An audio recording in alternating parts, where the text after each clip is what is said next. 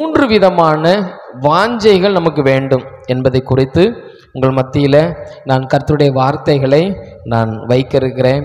மூன்று விதமான வாஞ்சை நமக்கு வேண்டும். முதலாவது சங்கீதம் 84 சங்கீதம் 2 வசனங்களை நாம் சேர்ந்து வாசிக்க இருக்கிறோம். 2வது வசனம், அதனைத் தொடர்ந்து 10வது வசனத்தை யாரும் சேர்ந்து வாசிப்போம். என் ஆத்துமா கர்த்தருடைய ஆலய பிரகாரங்களின் மேல் வாஞ்சையும் தவனமாய் இருக்கிறது. என் இருதயமும் என் மாம்சமும் ஜீவனுள்ள தேவனை நோக்கி கம்பீர சத்தமிடுகிறது. 1000 நாளை பார்க்கிலும் உமது பிரகாரங்களில் செல்லும் ஒரே நாள் நல்லது.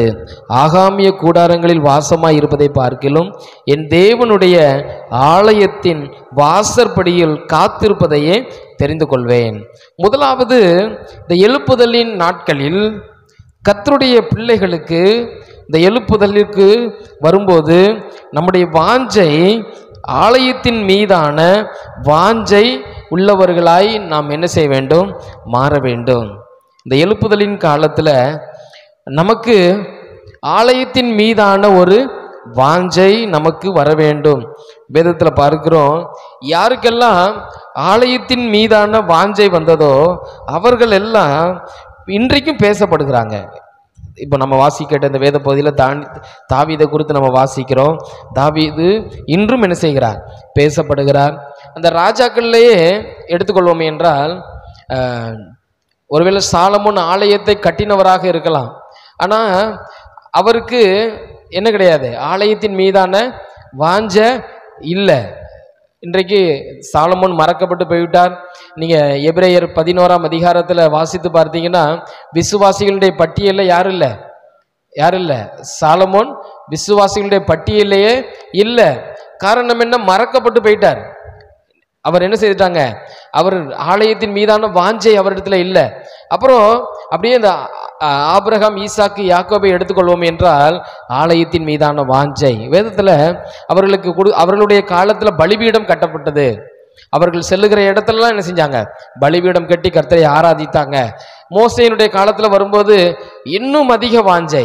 ராஜாக்களுடைய நாட்களில் வரும்போது எந்தெந்த ராஜாலாம் ஆலயத்தை நேசித்தார்களோ அவர்களுடைய நாட்களில் அந்த நாடு ஒரு எழுப்புதல் அடைந்தது. இந்த எந்தெந்த எசேக்கியா ராஜாவை எடுத்துக்கொள்ளலாம், யோசியாவை எடுத்துக்கொள்ளலாம். இந்த ராஜாக்களை குறித்து பார்க்கும் பொழுது இவர்களுடைய நாட்களில் தேசத்திலே ஒரு பெரிய எழுப்புதல் வந்தது. அந்த தேசம் அந்த ராஜாக்களுடைய நாட்களில் எழுப்புதல் அடைந்து அந்த தேசம் என்ன செய்யப்பட்டது? நிம்மதியாக வாழ்ந்தாங்க. எதிரி நாட்டை பார்த்து பயப்படலை. காரணம் என்னன்னா, அந்த எழுப்புதல் வந்தது. காரணம், அவர்கள் என்ன செய்தாங்க?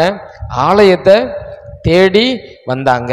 இன்றைக்கும் கர்த்தருடைய பிள்ளைகளாகிய நீங்களும் நானும் ஆலயத்தை தேடி வர வேண்டும். அதுதான் இந்த எழுப்புதலின் காலங்கள். இந்த எழுப்புதலின் காலத்தில் பிசாசானவன் என்ன செய்வான்னா, நம்மை ஆண்டவருடைய சமூகத்திலிருந்து என்ன செய்வான்?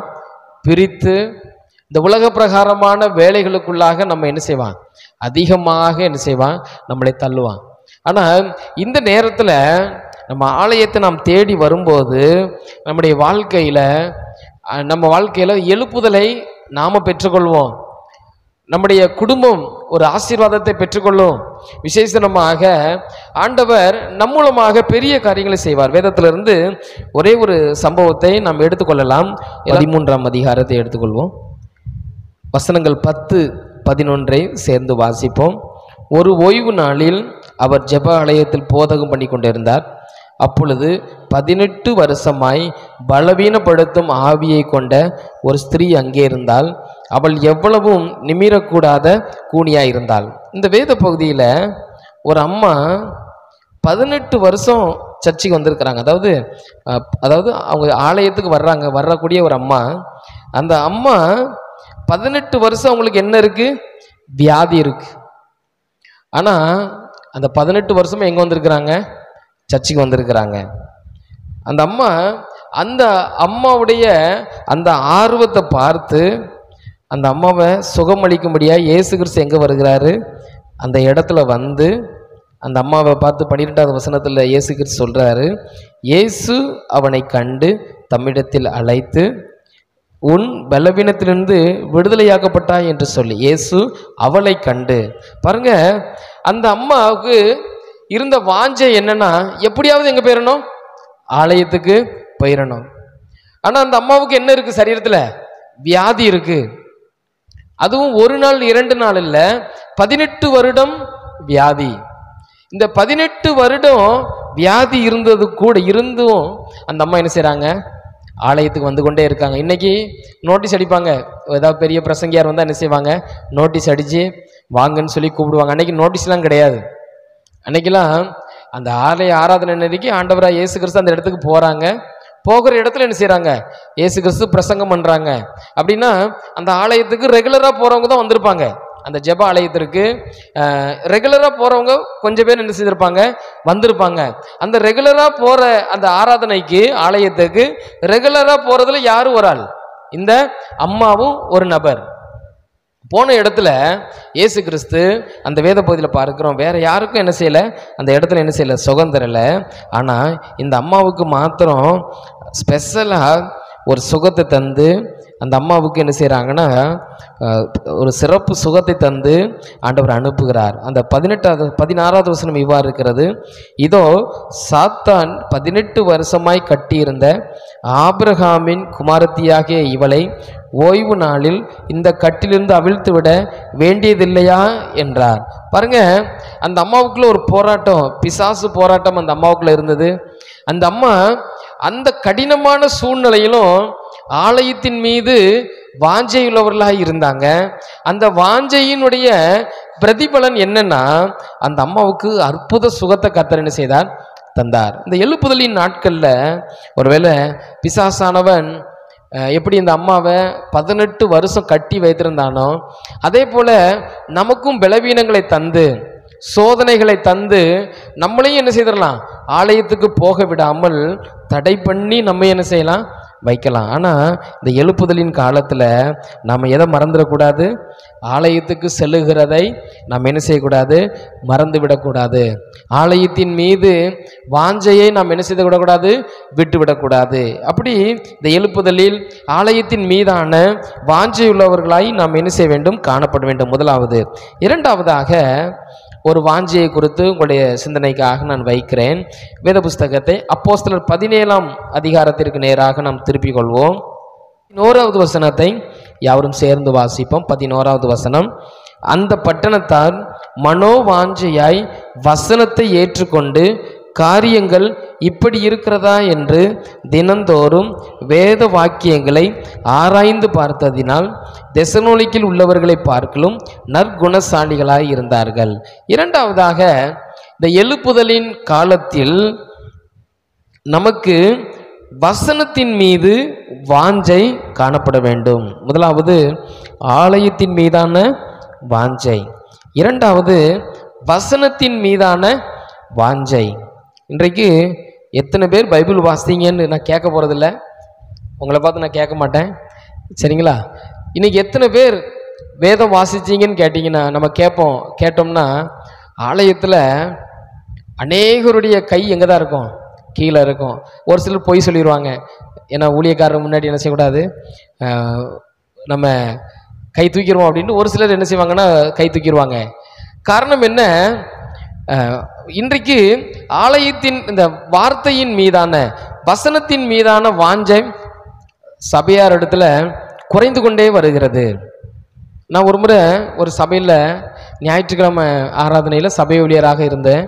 அப்போது வந்த பிரசங்கம் பண்ண வந்த அந்த ஊழியக்காரருங்க கேட்டாங்க, ஆலயத்தில் கேட்டாங்க, இன்றைக்கி எத்தனை பேர் ஞாயிற்றுக்கிழமை நடக்கக்கூடிய காரியத்தை நான் சொல்கிறேன். ஞாயிற்றுக்கிழமை அந்த ஊழியக்காரங்க கேட்டாங்க, சர்ச்சுக்கு வர்றதுக்கு முன்னாடி இன்னைக்கு யாரெல்லாம் பைபிள் வாசித்தீங்கன்னு கேட்டாங்க. ஒரே ஒரு ஆள் தான் கை தூக்குனாங்க. அந்த சர்ச்சில் ஒரே ஒரு ஆள் தான் என்ன செஞ்சாங்க, கை தூக்குனாங்க. எனக்கு ரொம்ப ஷாக்காக இருந்துச்சு. காரணம் என்னென்னா, மற்ற நாட்களில் எப்படி இருக்கும், வேலை இருக்கும். மற்ற நாட்களில் என்ன செய்வோம், பிள்ளைங்க பள்ளிக்கூடத்துக்கு போகிறதுக்கு வேகமாக அனுப்புவோம், வீட்டுக்காரங்க வேலைக்கு போவாங்க, நம்ம ஒரு வேலை செய்வோம். எல்லாம் வேலைலாம் முடிக்கிறதுக்கு 10 மணி 11 மணி ஆயிரும். பொதுவாக இந்த நம்ம கிறிஸ்தவ வீடுகளில் ஞாயிற்றுக்கிழமை சமையல் இருக்காது, மேக்சிமம் இருக்காது. காரணம் என்னென்னா, நாங்கள் பாரம்பரியத்தில் வந்ததுனால எங்கள் வீட்டிலலாம் ஞாயிற்றுக்கிழமை என்ன கிடையாது, காலையில் சமையலே கிடையாது. மத்தியானம் தான் வந்து சர்ச்சு முடிஞ்சு வந்த பிறகு தான் என்ன செய்வாங்க, சமைப்பாங்க. அதுலேயும் நாங்கள் எங்கள் வீட்டில் எங்கள் பாட்டிலாம் இருக்காங்க, அவங்கெல்லாம் மத்தியானம் வசனம் சொன்னாதான் சாப்பாடு. சங்கீதம் ஒரு வேத பகுதி சொல்லிடுவாங்க, அந்த சங்கீதத்தை என்ன செய்யணும், படித்து என்ன செய்யணும், ஒப்புவிக்கணும். ரொம்ப எங்கள் வீடுகளில் ரொம்ப என்ன செய்தாங்கன்னா, அந்த வசனத்தின் மீதான அந்த ஆர்வத்தை கற்றுக் கொடுத்தாங்க. அப்படி கொடுத்து அன்னைக்கு ஒரு நாள் தான் சிக்கன் எடுப்பாங்க. அன்னைக்கு சிக்கன் நமக்கு வசனம் சொன்னாதான் கிடைக்கும். அந்த அளவுக்கு ரொம்ப ஸ்ட்ரிக்டாக வளர்த்தாங்க. இன்றைக்கும் அநேக குடும்பங்கள் அப்படி இருக்கிறாங்க. மத்தியானம் தான் என்ன செய்வாங்க, போய் சமைப்பாங்க. அப்படி நான் அந்த ஊர் ரொம்ப பாரம்பரியமான ஊர் தான். எல்லாம் அந்த ஊர்கள்லேயும் கிறிஸ்தவ தலைமுறைகள் கிட்டத்தட்ட 4-5 தலைமுறைகளாக என்ன செய்கிறாங்க, கிறிஸ்தவர்களாக இருக்கிறாங்க. அப்போது அந்த ஊழியக்காரர் சபையில் கேட்டாங்க, எத்தனை பேர் பைபிள் வாசித்தீங்க அப்படின்னு சொல்லி கேட்கும்போது ஒரே ஒரு ஆள் என்ன செய்தாங்க, கை தூக்குனாங்க. இதை நான் ஏன் உங்கள்கிட்ட சொல்லுகிறேன் என்றால், இன்றைக்கு வசனத்தின் மீதான அந்த வாஞ்சை குறைந்து கொண்டே வருகிறது. இதில் இந்த தெசலோனிக்கிய சபை, இந்த பெரையா சபை வசனத்தை இந்த அளவுக்கு வாசிக்கிறாங்க. அவங்க அந்த நீங்கள் 1 தெசலோனிக்கை 2 தெசலோனிக்கெல்லாம் எடுத்து வாசித்தீங்கன்னா உங்களுக்கு தெரியும், ரொம்ப கஷ்டப்பட்டாங்க. அவங்க ரொம்ப நெருக்கத்தின் மத்தியில் தான் வசனத்தை வாசித்தாங்க. இன்றைக்கு நமக்கெல்லாம் ஒரு திறந்த வாசல். அப்போ அந்த அளவுக்கு வசனத்தின் மீதான வாஞ்சை நமக்கு என்ன செய்ய வேண்டும், வர வேண்டும். எனக்கு ஒரு ஊழியக்கார, ஒரு வாலிப சகோதரனை தெரியும். ரொம்ப ஒரு வாலிபன், வைராக்கியமான ஊழியக்காரர். அவருடைய செய்தியெல்லாம் கேட்கணும்னா ரொம்ப அருமையாக இருக்கும், கேட்டுக்கொண்டே இருக்கலாம். அவர்களை நான் போகிற சபைக்கெல்லாம் அழைப்பேன். ஆனால் அவர்கள் ஊழிய அழைப்பை ஏற்று இப்போ மதுரையில் இருக்காங்க, மதுரை பகுதியில் இருக்கிறாங்க. நல்ல வல்லமையான ஒரு ஊழியக்காரர், வாலிப பையன்தான். பிரசங்கம் ரொம்ப அருமையாக இருக்கும். அப்போது அந்த ஊழியக்காரர் அவரை குறித்து வாலிப நாட்களில் அவர் தன்னுடைய வாழ்க்கையில் நடந்த ஒரு சாட்சியை சொன்னார். என்ன அப்படின்னா, அவருடைய அப்பா என்ன செஞ்சிட்டாங்க, இறந்துட்டாங்க. இறந்த உடனே அவங்க அப்பாவை அடக்கம் பண்ண கொண்டு போய் அடக்கம்லாம் முடிச்சிட்டாங்க. முடிச்சுட்டு அந்த அவங்க முறைப்படி என்ன செய்வாங்கன்னா, என்ன செய்வாங்க, தலையை என்ன செய்வாங்க, மொட்டை அடிப்பாங்க. மொட்டையை அடிச்சுட்டு குளிச்சுட்டு எங்கே வருவாங்க, வீட்டுக்கு வருவாங்க.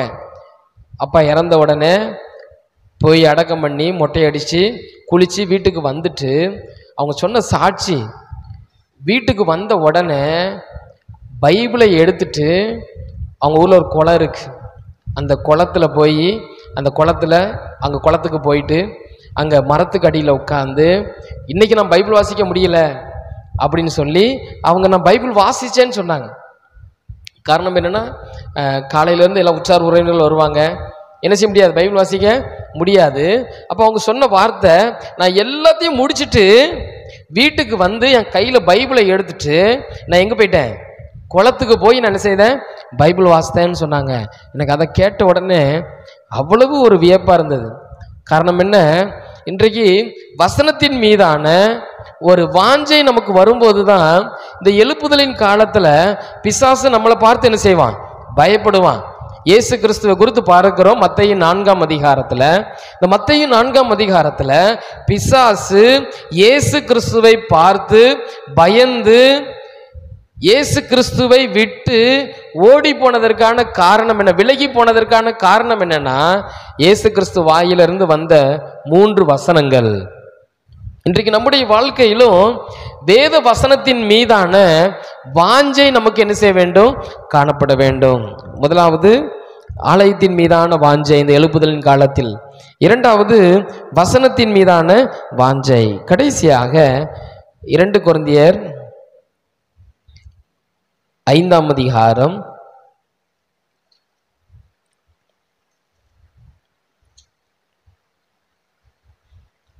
'எடுத்துக்கொள்ளலாம்,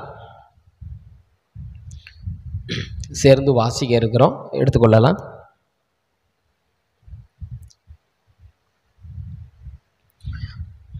2 கொரிந்தியர் 5ஆம் அதிகாரம் 2வது வசனத்தை யாவரும் சேர்ந்து வாசிப்போம்.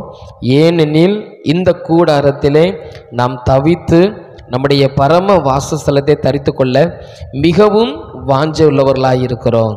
அப்போஸ்தலனாகிய பவுல் தன்னுடைய வாஞ்சையை பற்றி சொல்லுகிறார். அவர் தன்னுடைய வாஞ்சையை இவ்வாறு சொல்லுகிறார்: நம்முடைய பரம வாசஸ்தலத்தை தரித்து கொள்ள மிகவும் வாஞ்சையுள்ளவர்களாய் இருக்கிறோம் என்று சொல்லுகிறார். அப்போஸ்தலனாகிய பவுல் சொல்லும்போது, என்னுடைய வாஞ்சை பரலோகம், என்னுடைய வாஞ்சை பரலோகம். இன்றைக்கு பரலோகம் என்பதே ரொம்ப பயத்திற்குரிய ஒரு வார்த்தையாக மாறிட்டு. இன்றைக்கு மரணம் என்பது எல்லாரும் என்ன செய்கிறோம், மரணத்தை பார்த்து என்ன செய்கிறோம், பயப்படுகிறோம். காரணம், கண்ணை மூடுனா யார் வர்றா, பிள்ளைங்க கண்ணு முன்னாடி வர்றாங்க, அப்படிதானே? எல்லாருக்கும் கண்ணை மூடணுன்னு யார் வந்து நிற்கிறாங்க, பிள்ளைங்க இருக்கிறாங்க. கண்ணை மூடணுன்னே ஜெபம் பண்ண முழங்கால் போடும்போதே பிரச்சனை கண்ணு முன்னாடி வந்து என்ன செய்யும், நிற்கும். ஆனால் அப்போஸ்தலனாகிய பவுலை குறித்து பார்க்கிறோம், அவருக்கு அதிக பிரச்சனை. அவரை கல்லை கொண்டு அடித்து அவர் குற்றுயிராக கிடக்கிறாரு. ஆனால் ஊழியத்தை விட்டு என்ன செய்யலை, ஓடலை. விசுவாசத்தை விட்டு என்ன செய்யலை, பின்வாங்கலை. அவர் சொல்லுகிறார், நான் என்ன செய்தேன், பசியாயிருந்தேன், பட்டினியாயிருந்தேன் என்று சொல்லி தன்னுடைய வாழ்க்கையை பற்றி என்ன செய்கிறார், சொல்லுகிறார். ஆனால் இப்படி பிரச்சனை மேலே பிரச்சனை வந்தாலும் அவருடைய வார்த்தை இவ்வாறு இருக்கிறது: நான் பரம வாசஸ்தலத்தை தரித்து கொள்ள மிகவும் வாஞ்சையுள்ளவர்களாக இருக்கிறோம். அவருடைய வாழ்க்கையில் இவ்வளவு பெரிய போராட்டத்தின் மத்தியிலும் அவரால் எழுப்புதலை அடைந்து அவரால் கர்த்தருக்காக வல்லமையாய் நிற்பதற்கான ஒரே ஒரு காரணம் என்னன்னா, அப்போஸ்தலனாகிய அவருடைய சிந்தனையில் பரலோகம் எப்பொழுதும் கண்ணுக்கு முன்பாக என்ன செய்தது, நின்றது. இந்த மாலை நேரத்திலும் கர்த்தருடைய சமூகத்திற்கு கடந்து வந்திருக்கிறோம். கர்த்தருடைய சமூகத்திற்கு கடந்து வந்திருக்கிறோன்னா நாம் என்ன செய்வோம், எழுப்புதல் அடைவோம். கர்த்தருடைய சமூகத்திற்கு கடந்து வந்திருக்கிறோன்னா சோர்ந்து போகாமல் என்ன செய்வோம், நன்றாக என்ன செய்வோம், கர்த்தரை நாம் தேடுவோம். கர்த்தருடைய சமூகத்திற்கு வந்திருக்கிறோன்னா மற்றவர்களைப் போல வாழ்ந்து விடக்கூடாது, ஆவிக்குரிய யுத்தம் செய்கிறவர்களாய் நாம் என்ன செய்ய வேண்டும், மாறுவோம்.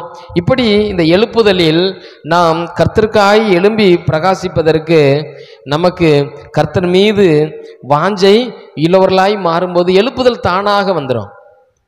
இன்றைக்கு எழுப்புதல் எப்பொழுது வரும், நீங்கள் ஆலயத்தை தேடி வரும்போது ஆண்டவர் ஆலயத்தில் ஒவ்வொரு ஆராதனையிலும் உங்களோடு கூட பேசுவார். அது மாத்திரமில்ல, வசனத்தை தேடி தேடி நீங்கள் வாசிக்கும் போது நம்முடைய இருதயம் என்ன செய்யும், கொழுந்து விட்டு எரிந்து கொண்டே இருக்கும். ஆண்டவர் 2 பேரோடு பேசிக்கொண்டு போறாரு. ஆண்டவராக இயேசு கிறிஸ்து உயிர் தெழுந்த பிறகு அவங்க சொல்றாங்க, வழியில் அவர் நம்மோடு கூட பேசும்போது நம்முடைய இருதயம் என்ன செய்யல, கொழுந்து விட்டு எரியல.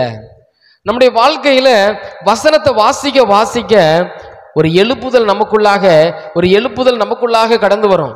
இந்த வேத வசனம் தான் எழுப்புதலுக்கு ஒரே ஒரு ஆயுதம். அது மாத்திரமல்ல, பரம வாசஸ்தலத்தை நாம் விரும்பும் போது எழுப்புதலை நாம் அடைவோம்.